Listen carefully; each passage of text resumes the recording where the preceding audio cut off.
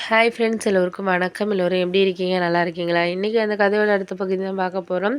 அதுக்கு முன்னாடி நீங்கள் செய்ய வேண்டிய விஷயம் என்ன அப்படின்னு கேட்டிங்கன்னா, மறக்காமல் நம்ம இந்த சேனலை சப்ஸ்கிரைப் பண்ணிக்கோங்க. கீழே இருக்க பெல் பட்டனையும் கிளிக் பண்ணுங்கள். அப்போ தான் நான் போடுற வீடியோஸ் எல்லாமே உடனுக்குடனே உங்களுக்கு நோட்டிஃபிகேஷன் வரும். ஸோ மறக்காமல் சேனலை சப்ஸ்கிரைப் பண்ணிவிட்டு வீடியோ பாருங்கள் ஃப்ரெண்ட்ஸ். வாங்க நம்ம கதைக்குள்ளே போகலாம்.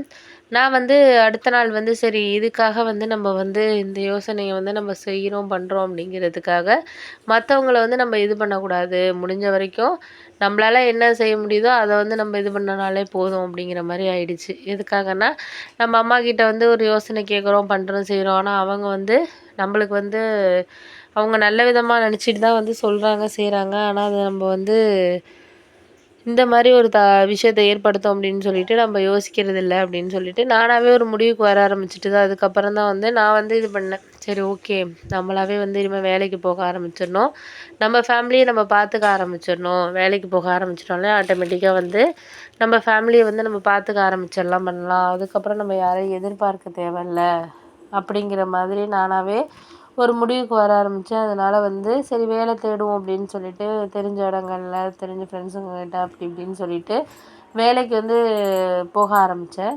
அதில் ஒரு வேலை கிடைச்ச வேலையை சரி பயன்படுத்திக்கணும் அப்படின்னு சொல்லிட்டு ஒரு 10,000 சம்பளத்துக்கு வேலை பார்க்குறதுக்கு ஆரம்பித்தேன், பண்ண செஞ்சேன். அப்படியே போயிட்டு இருந்துச்சு.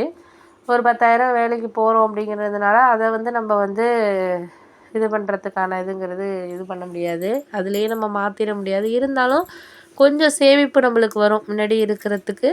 இப்போ நம்ம ஒரு விஷயத்த சேமிக்கிறதுக்கான இதுங்கிறது நம்மளுக்கு கிடைக்கும் அப்படிங்கிறது தான் என்னோட ஒரு முழு நம்பிக்கையாக இருந்துச்சு. அதுக்கு முன்னாடி நம்ம எதுவுமே கிடைக்காம ஒரு சில விஷயங்களை நம்ம இது பண்ணதுக்கு இப்போ ஓரளவு நம்மளுக்கு கிடச்சிருக்கு அப்படிங்கிறது தான் நான் ஒரு பார்த்த ஒரு விஷயம்.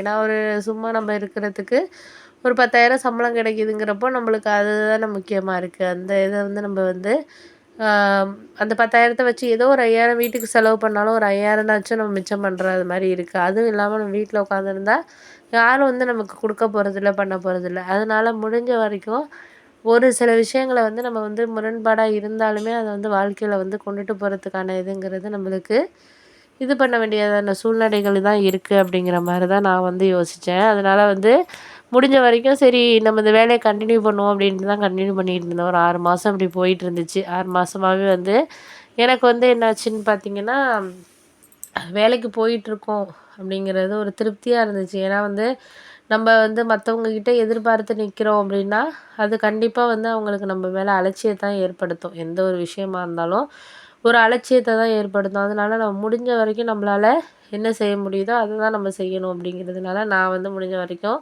முயற்சி பண்ணி பார்ப்போம். அதுக்கப்புறம் என்ன நடந்தாலும் நடக்கட்டும், பார்த்துக்கலாம் நம்ம அப்படின்னு சொல்லிட்டு இந்த வேலையை நம்ம விடாமல். ஏன்னா எங்கள் வீட்டில் இருக்கிறவங்களாம் பேச ஆரம்பிச்சிட்டாங்க. என்ன சொல்லிட்டேன்னா, பிள்ளைங்களையெல்லாம் நீ பார்க்க மாட்டேங்கிற, அடிக்கடி உடம்பு முடியாமல் போகுது அப்படின்னோடனே நான் தான் சொன்னேன், நான் வீட்டில் இருந்து ஃபுல்லாக பார்த்துக்கிட்டாலுமே அவங்களுக்கு முடியலைன்னா எப்போயாச்சும் ஒரு சீசனுக்கு பிள்ளைங்களுக்கு முடியாமல் தான் போகும். ஒழுங்காக தண்ணி குடிக்கலைன்னா அவனுக்கு ஸ்கூல் போகிறப்ப என் பையனுக்கு முடியாமல் தான் போகும், பண்ணவும் செய்யும். அதுக்காக நம்ம இது சரியில்லை அது சரியில்லைன்ட்டு நம்ம இது பண்ணிக்கிட்டு இருக்க முடியுமா? எதாக இருந்தாலும் அடுத்தடுத்த இதுக்கு நம்ம போயிட்டு இது பண்ணிக்கிட்டு தான் இருக்கணும். அதுக்காக நம்ம இது சரியில்லை அது சரியில்லைன்னு சொல்லிக்கிட்டே நம்ம இருந்தோம்னா அவனுக்காக நான் வீட்டில் இருந்தேன்னா இப்போ ஒரு ஆஸ்பத்திரி செலவாகுது, ஒருத்தவங்கள்ட்ட போய் ஒரு 1000 கடன் கேட்குறோம், அந்த கடனை எப்படி கொடுக்குறது? இதே நம்மக்கிட்ட இருந்துச்சுன்னா நம்ம ஒரு வேலைக்கு போகிறோன்னா 1000 செய்கிற இடத்துல 2000 வந்தாலும் நம்ம அதை சமாளிக்கலாம். இல்லை ஒரு மாதம் இல்லைன்னா இன்னொரு மாதம் நம்ம அதை வேறு எங்காச்சும் ஒருத்தவங்கள்ட்ட வாங்கினாச்சும் கடனுக்கு செலவு பண்ணோன்னா கூட இன்னொன்று நம்ம இது பண்ணிக்கலாம். அப்படி தான் போயிட்டுருக்கு. அதனால் முடிஞ்ச வரைக்கும் நம்மளால் எதை இது பண்ண முடியுமோ அதை நம்ம இது பண்ணோனாலே போதும் அப்படிங்கிற மாதிரி ஒரு சில விஷயங்கள் போயிட்டுருந்துச்சு. அதனால் மற்றவங்க சொல்கிறாங்க, நீ ஏன் போகிற செய்கிற பண்ணுறேன்னு சொல்கிறவங்க யாரும் நமக்கு கொடுக்க போகிறதில்ல, செய்ய போகிறதில்ல. நம்ம கஷ்டப்பட்டால் நம்ம மட்டும் தான் கஷ்டப்படணும். நம்ம சொல்கிறவங்க ரூபா கொடுக்க போகிறதில்ல. அதனால் நான் என்ன முடிவு பண்ணிட்டேன்னா, நீ சொல்கிற நீ சொல்லிட்டுரு. என் ஹஸ்பண்ட் என்னென்னா அவர் நான் சொல்லிட்டாரு, நான் 10,000 சம்பாதிக்கிறேன், நீ 10,000 சம்பாதிக்கிற, ஏதோ நம்ம குடும்பம் நல்லபடியாக போயிட்டுருக்கு. நம்ம கூட இருக்கவங்களெல்லாம் பற்றி நீ கவலைப்பட்டுட்டு அவங்க சொல்கிறாங்க இவங்க சொல்கிறாங்க, என் தங்கச்சி சொல்லுது உங்கள் அக்கா சொல்லுதுன்னெலாம் நீ எதையும் கவலைப்படாத அப்படின்னு சொல்லிட்டு அவர் ஒரு சில நேரங்கள்ல வந்து ஆறுதலா சொன்னார். ஏன்னா, அவருக்கு இதான் வருமானம் இப்போதைக்கு இருக்குங்கிறப்போ, அவர் வந்து ரொம்ப கஷ்டமான சூழ்நிலையில ஓட்டிகிட்டு இருக்கோம் அப்படிங்கிறப்போ, நம்ம ஒய்ஃபு போய் இந்த அளவுக்கு ஓரளவு சம்பாரிக்குதே அப்படிங்கிறது அவருக்கு ஒரு பெருமை தான். அத வந்து அவர் இதா நினைக்கல. ஏன்னா இதுவும் இல்லைன்னா நம்ம மத்தவன் எவனும் நம்மள பேசுறவன் எவன் குடுக்க போறான்? எவனும் குடுக்க மாட்டான் நமக்கு. அது மாரி இருக்கிற சூழ்நிலையில பேசுறவன் பேசிக்கிட்டே தான் இருப்பான். எது செஞ்சாலும் நம்மள பேசுற உலகம் பேசிக்கிட்டே தான் இருக்கும். அதனால வந்து எத பத்தியும் கவலைப்படாம